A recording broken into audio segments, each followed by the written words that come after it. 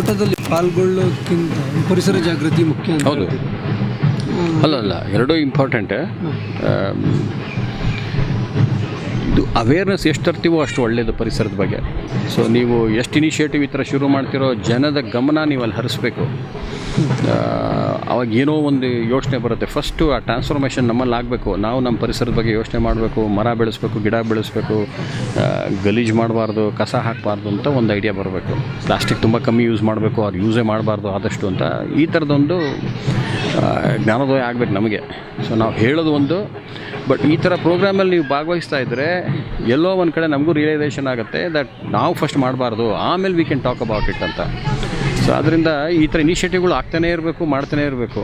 So ಅದ್ರ ಜೊತೆಗೆ marathon ಒಂದು ಸೇರಿಸ್ಬಿಟ್ರೆ like minded people will come together, it becomes an activity. ಅದ್ರ ಜೊತೆಗೆ ಏನೋ ಈ ಎನ್ವೈರನ್ಮೆಂಟಲ್ ಇಶ್ಯೂಸು ತೊಗೋಬೋದು ಅವಾಗ. ಸ್ವಚ್ಛ ಭಾರತ ಅಭಿಯಾನ ಏನಾದರೂ ಪರಿಣಾಮ ಬಹಳ ಒಳ್ಳೆ ಬಿಗಿನಿಂಗ್ ಅದು. And it's work in progress, it will always B work in progress ಅದು. ಸೊ ಇವತ್ತು ಕ್ಲೀನಾಗಿರ್ಬೋದು, ಮತ್ತು ನಾಳೆನೂ ಕ್ಲೀನಾಗಿರಬೇಕು, ನಾಳಿದ್ದು ಮತ್ತು ಕ್ಲೀನ್ ಮಾಡ್ತಾ ಇರಬೇಕು. ಸೊ ಆದ್ದರಿಂದ ಅದು work in progress. That initiative itself is a success.